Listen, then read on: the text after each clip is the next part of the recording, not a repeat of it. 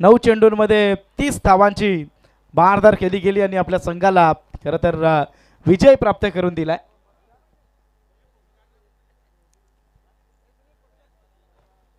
नक्कीच आपण त्यांना मॅन ऑफ द मॅचचं पारितोषिक या स्पर्धेच्या माध्यमातून नक्कीच देणार आहोत.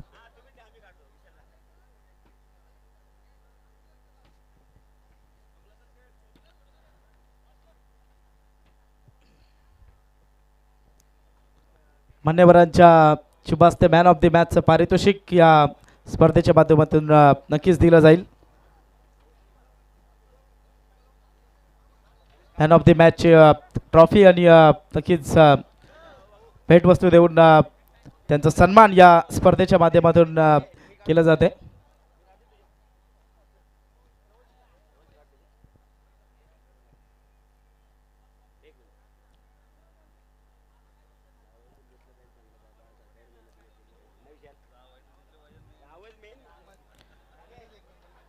जबरदस्त फलंदाजी खरं तर पाहायला मिळाली संदीप राजे यांची. त्यांच्याशी आम्ही नक्कीच संपर्क साधू. खरं तर 24 चेंडूंमध्ये 50 धावांची गरज होती आणि तुम्ही फलंदाजीसाठी गेले होते. कशा पद्धतीनं या मॅचला हँडल केलेत आणि नक्कीच दबाव या मॅचमध्ये होता का? सर्वात प्रथम मी आयोजकांचा धन्यवाद करतो की इथं आम्हाला खेळायला संधी दिली. आणि राहिला प्रश्न टार्गेटचा, सर तर आम्ही उमरोलीकरांच्या काही परिचय नव्हता आमचा. त्यांची बॉलिंग कशी आहे, त्यांची फिल्डिंग कशी आहे आम्हाला काय माहीत नव्हतं. फक्त आमचा एक टार्गेट होता की पहिल्या 2 ओव्हरमध्ये 25+ कशा होतील याचा प्रयत्न करण्याचा आमचा टार्गेट होता. आणि तो मी आणि कने आणि बालू भैरने चांगल्या प्रकारे मला साथ दिली, म्हणून मी आज हे शेवटपर्यंत विजयाचा हे करू शकलो.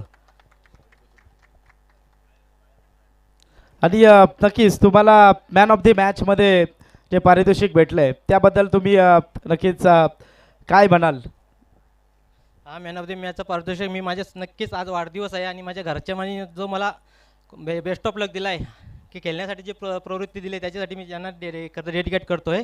माझी मिसेसनी मला खूप होप्स दिला आहे की तुम्ही खेळा बिंदास. कारण मी लग्न झाल्यानंतर सर 10 वर्ष झाली मी क्रिकेटपासून लांब आहे, कारण यंगस्टर मुलांना खेळायला भेटला पाहिजे म्हणून. पण आता हा 40+चा जो मंच उभा केला ह्या अध्यक्ष साहेबाई, त्याच्यामुळे आम्हाला आता नवीन एक क्रिकेट खेळायला भेटतो आहे. म्हणून मी सर्व 40+ अध्यक्षांचे मी धन्यवाद करतो आहे आणि जे आम्हाला खेळायला दिलं त्यास आयोजकांचे मी खूप खूप मनापासून धन्यवाद करतो. तर नक्कीच तुम्हाला आम्ही वाढदिवसाच्या हार्दिक शुभेच्छा देऊ. आणि आज खरं तर वहिनी साहेब देखील घरी खुश असतील, कारण त्यांना साडी बक्षीस मिळणार आहे. भरपूर सारा खेळ तुमच्या. तर मी एक माझ्या आवर्जून नाव स्वीकारतो माझ्या मुलाचा की सर मी जेव्हा क्रिकेट खेळणार आहे ही गोष्ट त्याला कळली ना, तो आता 11वीला आहे, तर तो स्वतः जाऊन आमच्याकडे आराध्या स्पोर्ट्स आहे म्हणून मयूरराजे यांची, त्यांच्याकडे जाऊन त्यांनी स्वतःनी बॅट बनवून घेतलेली आहे.